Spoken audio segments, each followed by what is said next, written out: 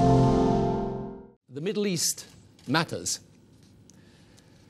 What is presently happening there still represents, in my view, the biggest threat to global security of the early 21st century.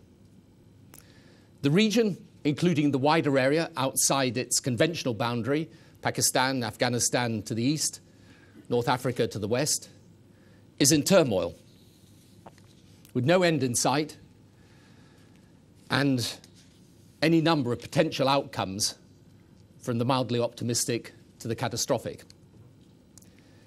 At the root of the crisis lies a radicalized and politicized view of Islam, an ideology that distorts and warps Islam's true message. The threat of this radicalized Islam is not abating, it is growing, it is spreading across the world, it is destabilizing communities and even nations, it is undermining the possibility of peaceful coexistence in an era of globalization. And yet, in the face of this threat, we seem curiously reluctant to acknowledge it and powerless to counter it effectively. For the last 40, 50 years, there has been a steady stream of funding, proselytizing, organizing, and promulgating coming out of the Middle East, pushing views of religion that are narrow-minded and dangerous. Unfortunately, we seem blind to the enormous global impact such teaching has had and is having.